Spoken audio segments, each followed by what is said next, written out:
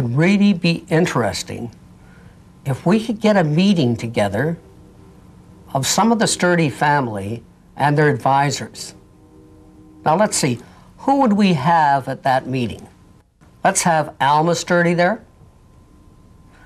Let's have Brad, who is running the business. The advisors, Diana Reed, the lawyer, Len Dodson, the accountant, and Pat Wright, the insurance agent.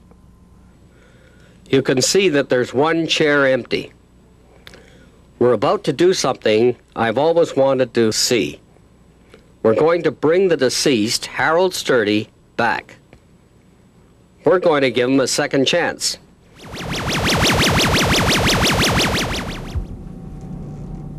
Harold, it's nice to see you again. I'm glad you're back so we can have a chance to discuss what went wrong.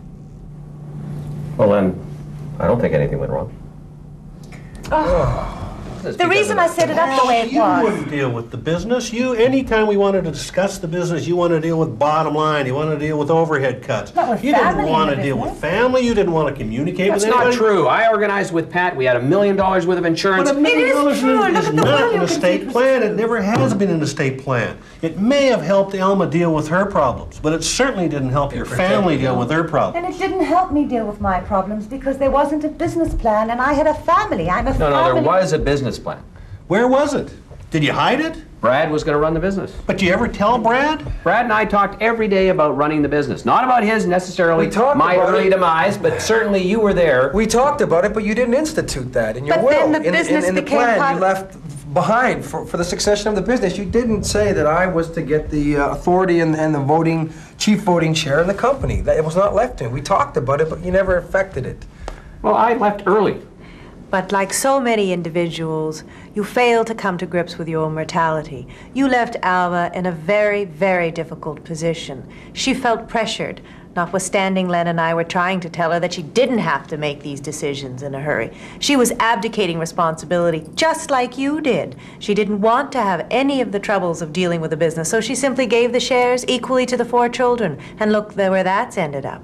You did not deal with the family issue. You had thought you'd considered the business and its succession, but you did not consider the other members of the family. You left it for her in the end to make the decision, which she wasn't prepared to do. Harold, hopefully in reflection now you will realize that what you did was not an estate plan. You pigeonholed in 2 or 3 different areas. It's a little bit like a jigsaw puzzle in which you've taken about 3 pieces and laid them on the table and said, there I've got some insurance, there I've got a will, there I have an estate plan. And obviously it wasn't so. You hadn't pulled the whole thing together. As a professional advisor and somebody that is looked on in the community as giving advice, what happened here is a reflection on myself also. You didn't give us a chance to show you what we could do. Every time I'd put the pieces on the table, you wanted to move back and talk about the realities of today, the financial statements of today.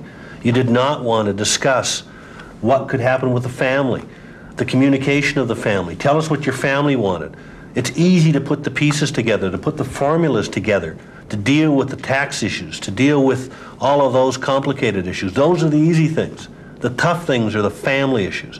Dealing with Brad, not once did you really communicate with me that he was the man to take over from you. Not once did you communicate with your staff to say, Brad is number 2 in this business, and when I leave, Brad will be number 1. You never communicated that to the bank. You never communicated that to your creditors. You never communicated to everybody. You thought just because you felt it inside that basically that's what Brad would feel and that's what everybody would feel. And in fact, that's not what happened. And the rest of your children, how do you think they felt? You got this business. You never even talked to them about the will. You never even said goodbye to them. It was basically, I'll give it to Mother and Mother will deal with it because I don't want to deal with it.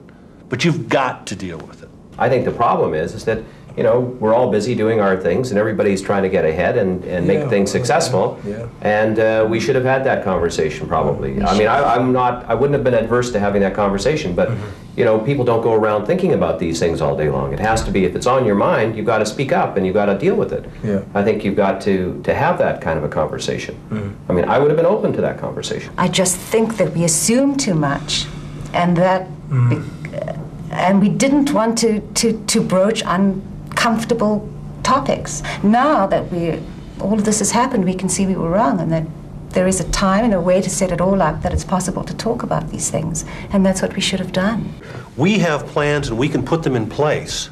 I have my job. I can put together packages for you to reduce taxes, to make sure the business is taken care of. I can give you a checklist of things to make sure that Brad is introduced to the bankers, gets to know people in your business that he has to know, and you know who those people are. And that leaves Diane with the ability to take care of all the legal matters.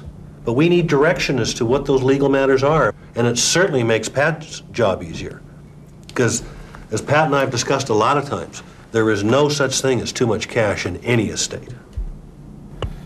Well, if I had a chance to do it over again, which I do, I think that the exercise, I think Elma and I and the children have to have a chat about what this all means to us. I mean, the problem is that I don't think there's any perception that has been communicated between us as to what the end result should be.